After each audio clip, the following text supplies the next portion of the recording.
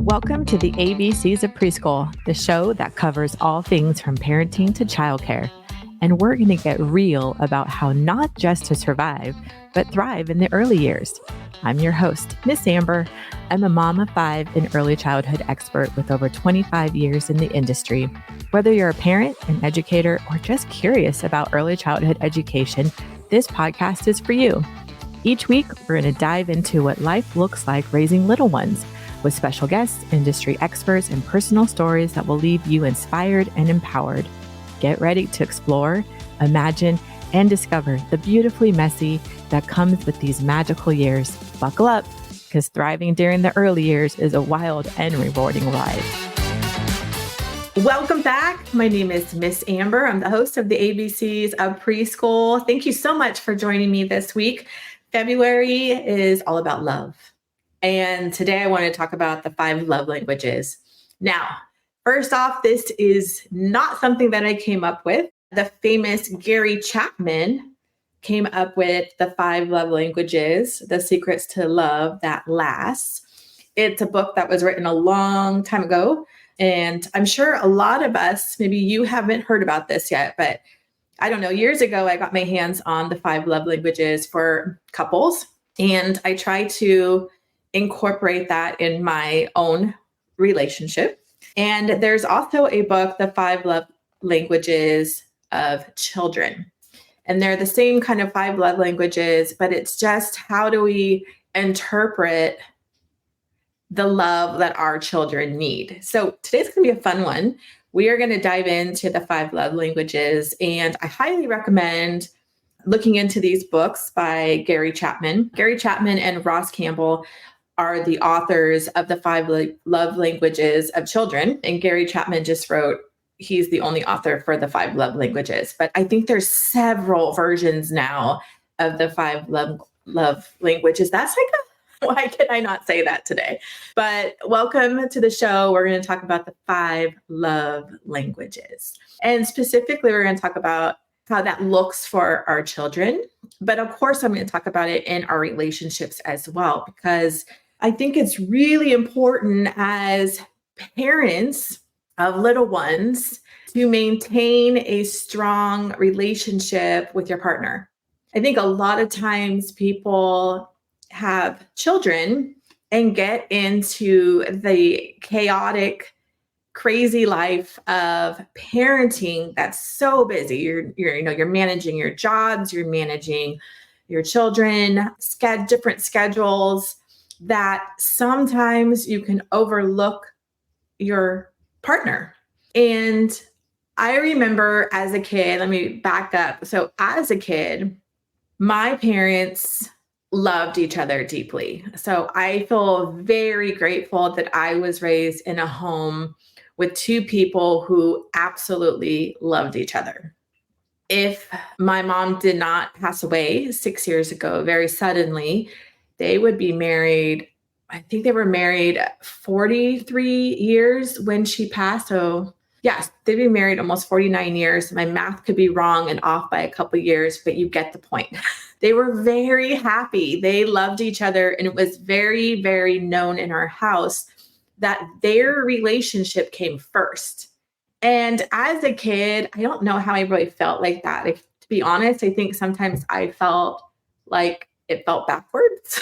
But now as a 46-year-old woman who's raised 4 kids, who's been divorced and now remarried, I see how fast our children grow up. I see how fast it goes and how they become their own adult human beings in their own adult life. And then you're with your partner. And if you do not pour love into your relationship, your partner, then it can fizzle. And our kids will leave the home. They're going to leave the house. They're going to be gone. But your partner, hopefully, is with you till death do us part. That's the goal. Now, obviously, I'm going to be very frank here. My first marriage did not work out. It wasn't until death do us part. But I will say, looking back at that relationship, we used the five love language. Cannot say it. We use the five love languages often in our relationship. And I'm happily married today to like the love of my life, my husband now. We use the five love languages in our marriage. And we check in with each other a lot about how full our tank is. Like, what else do we need? Are we missing something? Basically, think about the five love languages as we each have a gas tank. And I talked about this last week in the podcast.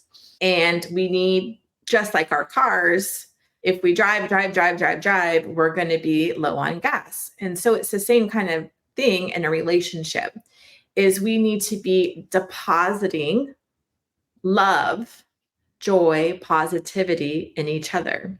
And every one of us as human beings receives love differently. I think that's why I love the five love languages so much, because it breaks it down to five different types of love.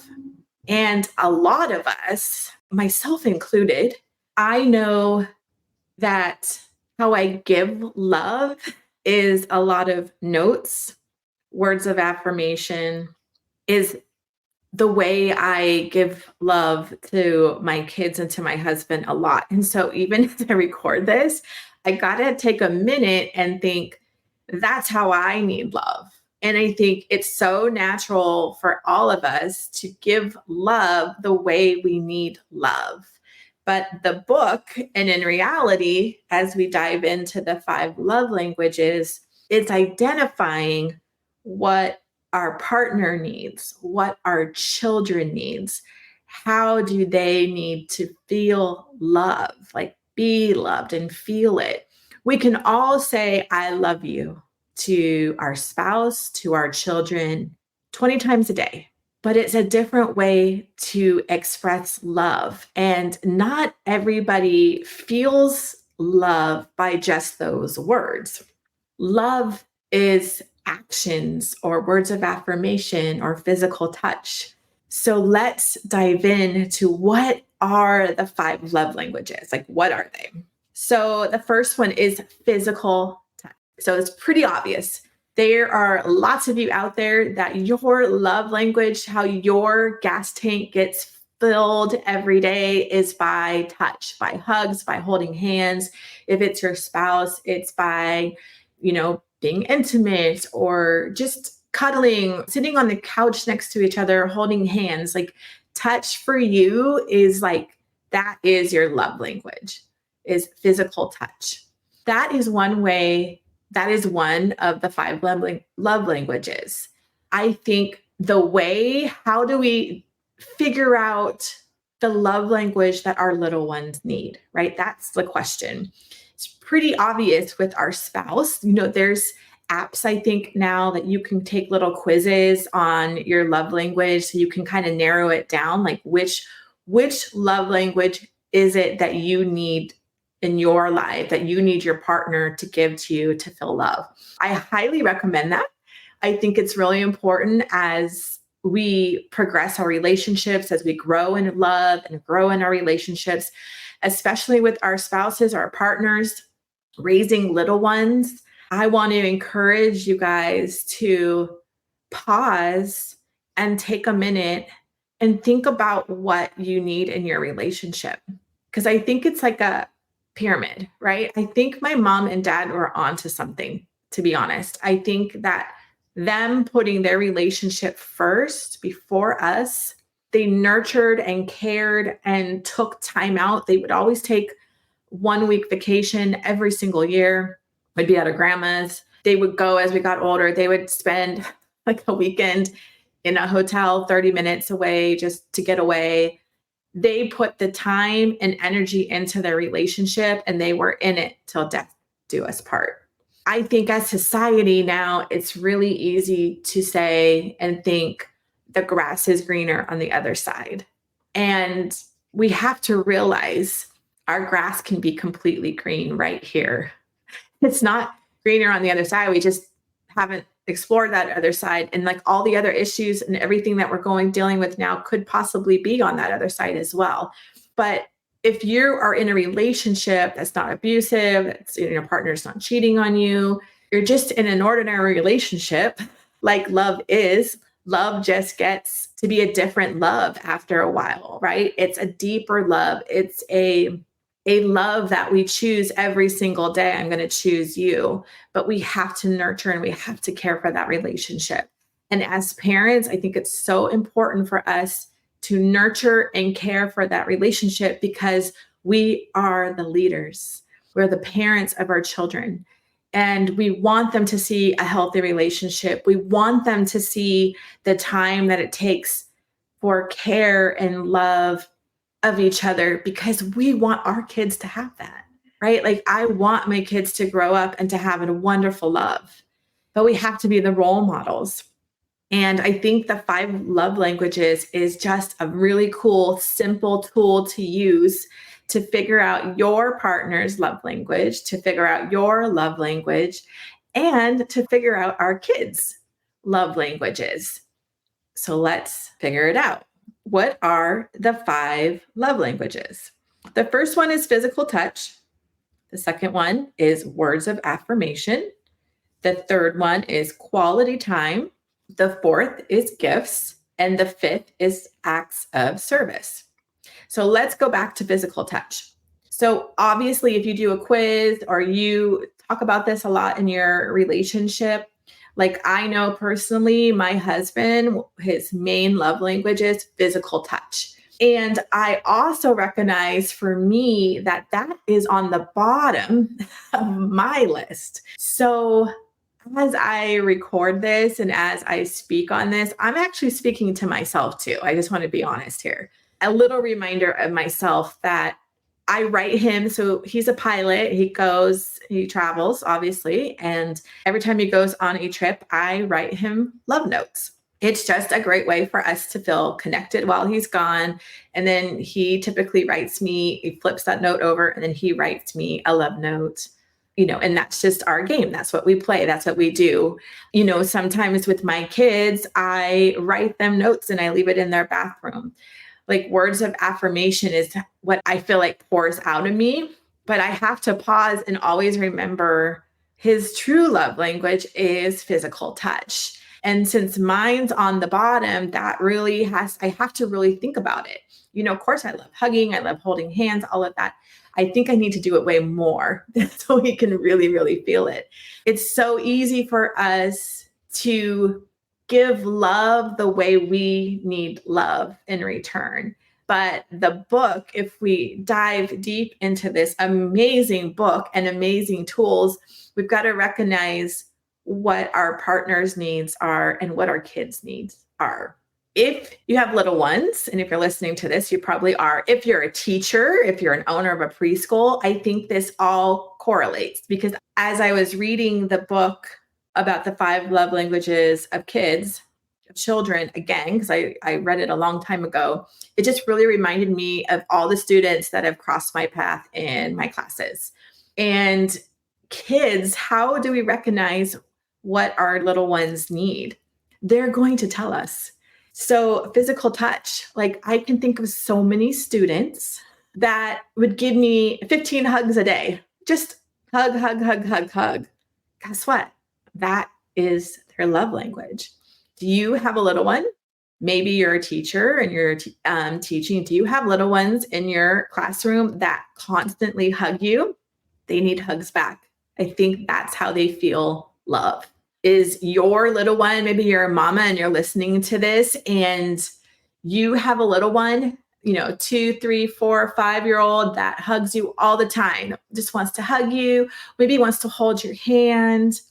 Dr. Gary Chapman is saying that that's how kids tell you what their love language is, especially little ones who really they don't have the voice, they don't have the words yet to explain, like, mommy, my love language is physical touch.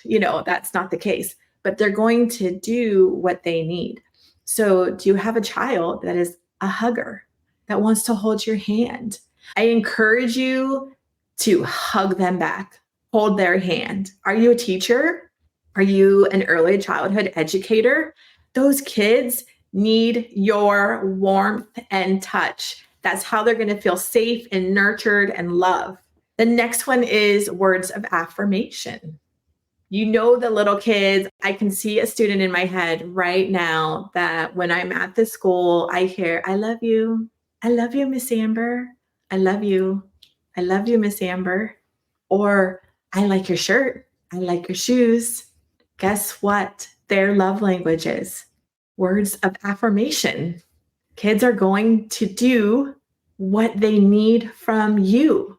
So when you hear that in your classroom or from your own little one, give it back. They're going to thrive and feel your love beyond the words of I love you with words of affirmation. Oh, I love how you're walking to the bathroom right now. Oh, I love how you sing that song. Oh, I love your shoes. That's so fun. You can run really fast with those shoes, can't you? Oh, I love spending time with you. I'm a words of affirmation kind of girl. And I don't know if it's because I'm an entrepreneur. And so I own my business. And, when you are kind of sitting at the top, anybody above you to say, job well done, right? Like that just doesn't happen. So I don't know if I've always been like this, but for the last couple decades, I'm a words of affirmation girl through and through. And this is just a really good reminder for me that not everybody receives love that way. But I'm definitely a words of affirmation girl because that's really how I give love a lot. Number 3, quality time. Maybe your little one is always wants to be by you, like always wants to be next to you. Maybe you are doing the laundry. They want to help you do the laundry. Maybe you are in the garden planting and they want to be right there with you. They are showing you that their quality time with you is their love language. Quality time, is that your spouse? Is that your partner? Quality time. Can you carve out time every week to nurture your relationship with your partner, with your spouse, with your husband, with your wife? For successful long-term relationships, and as parents, we're trying to set the example for our kids. We've got to nurture our own relationships with our partners. We have to be the examples, and we have to, just like we schedule like a dentist appointment or a doctor, and we will schedule everything for our kids and we will put them on the top of the list all the time. I think we need to start putting our relationships at the top too, because everything trickles down, just like I talked about last week. Like if we don't pour into ourselves and take care of ourselves, we won't have the energy to give back to others. I think it goes with our marriages, our relationships with our partners, our spouses. Like we have to work at it. We've got to pour the love in and we've got to figure out what each other's love language truly is. The 4th one is gifts. I think I have a little bit of this as well. So gifts. So I was thinking about this as I was prepping for this podcast. So students, if you're a teacher and you have students that draw you pictures and present them with you, that is gifts, like through and through. Those kids, it just really was like an eye opener when I was reading through this. Like they need gifts too, because obviously little ones, they can't go on to the store on their own and they have no money. But do you have a child right now? Maybe it's your own child, maybe you're a teacher that they color and they work hard on these drawings and pictures and they give you their picture every day. Those are gifts. They're gifts. Maybe take the time and color one and give one back to them. Maybe that's your own child. Like they draw you a ton of things or they make things out of Play-Doh and want to give it to you. That's their love language. I think that's the beautiful thing about our children and recognizing their 5 love languages. It's pretty simple because they're going to give that love to you of what they need. The 5th one is acts of service. I've had over the years lots of kids that they want to be the helper all the time in the classroom. They want to help. They want to help you clean up. They want to help sweep. They want to help clean the tables. They're an act of service. I think it's just so neat and it's so needed to just pause sometimes and take an honest look at ourselves. And love is not always about receiving, right? Like true love at its greatest form is about giving, giving, giving. And when we really break down these 5 love languages, think about where you land on there. Like, what love language do you need most to fill your love tank? And then think about this, like, how are you showing up to your own kids and to your own partner? How are you giving love? And is the way you're giving love the way they need love to be received? Or do you have to switch it up a little bit and maybe go out of your comfort zone a little bit and learn what they need from you? Because I think it's a big key in relationships and parenting and being in a marriage or a partnership. I think Gary Chapman is freaking awesome. Thank you, Gary Chapman. Like, it really, really is. It's a simple way to break down love and to show honor and support to the ones that you love the most. And just as we pour into our kids, we got to start pouring into our partners and taking the time out to see and acknowledge, oh, maybe I am lacking a little bit on filling their tank, their love tank. You know, my husband and I, we check in a lot. Like, how's your love tank? How are we doing on that? Or we rate our relationship. Like, he loves to rate it. I'm not sure how I feel about this, but he likes to say, like, on a scale of 1 to 10, how are we doing? But I appreciate that and I respect it because both of us have been through divorces, and being married a second time to, like, with a partner who I just love so much, and within marriage that I've never experienced this kind of love before. I don't want to mess it up. I don't want to lose it. I want to be in that relationship with that kind of love that is like the love my mom and dad had, until death do us part. But I believe in order to get to the until death do us part, we've got to put the work in. And yes, if you're parenting little ones, you may have a bunch under 5, you may have one, you may be working, you may be just so overwhelmed right now because you're trying to juggle it all. So you may be thinking, oh my gosh, throwing one more thing into me, like for me on a list of things to do, like that feels overwhelming. But I promise you, your kids are going to grow so fast and they're going to be flying. They're going to be doing their own amazing things, pursuing their own amazing dreams. Just today, in fact, my 21-year-old son is home right now from the Air Force this week, and he is pursuing his career as a pilot.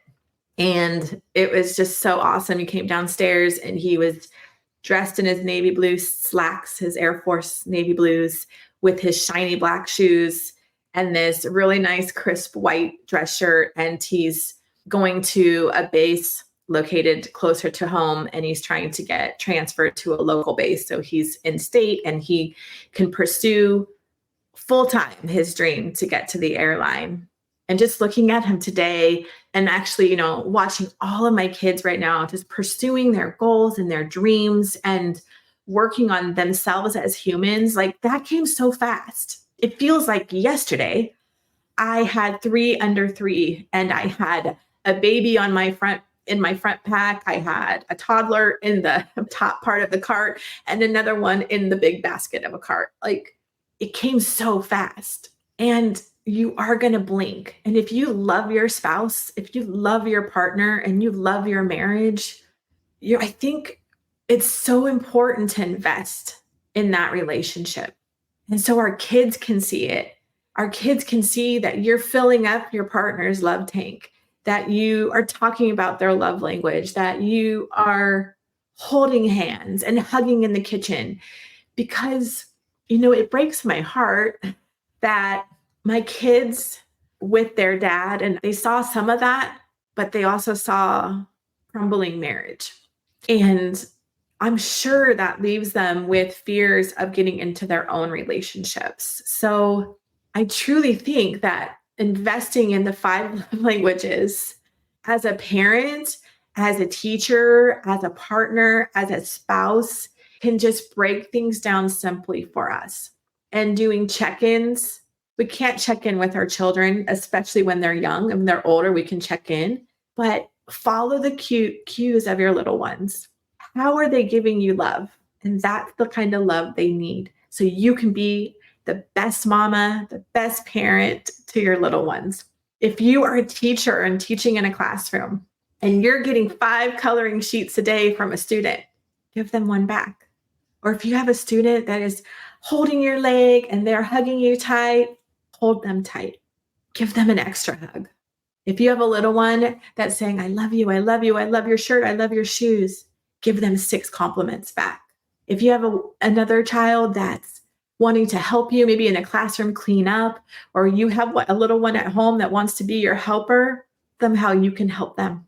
Maybe go in their room and help them with a project. With our spouses, personally, I got to check back in too. I got to ask him, like, how is your love bank? Check in with your spouse. Do the date nights. Schedule the time and honor that relationship. I promise it's well worth it. It really is well worth it. And yeah, just take the time and invest. And I think it's a really good reminder, the 5 love languages, because I give so much words of affirmation that even for myself, I got to take a step back and realign and figure out, what does my husband need? He needs physical touch. I know that. What do my own kids need? Oh, I know that one is words of affirmation. That's acts of service. So love is a beautiful thing. And I think truly love is the answer to everything. Love is the answer. It's on my arm. Love is the answer. If we have love at the core of everything we do, as we parent, as we teach, as we run our centers, but recognizing what others' love language is so powerful. It's such a beautiful, simple tool to show and give love. So that is our 5 love languages. I wish you guys such a beautiful week this coming week. Thank you so much for listening. If you haven't checked it all out yet, go visit thelovingstartway.com. We've got like really incredible things going on. We've got our community. My new book is out. It's actually paperback, audio books out. It's all out. The ABCs of preschool. I'm excited about that. But check out thelovingstartway.com for more information, or if you want to work with me. Wishing you guys just an extraordinary, beautiful week full of love. And check out Gary Chapman, The 5 Love Languages, The Secret to Love That Lasts, and The 5 Love Languages of Children by Gary Chapman and Ross Campbell. These are just extraordinary, but great tools. You guys have a great week. I'll see you next week.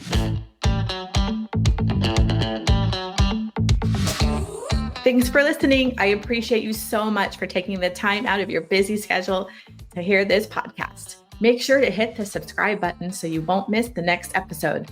For more information on how to work with me, Miss Amber, visit me at thelovingstartway.com or follow me on Insta at thelovingstartway.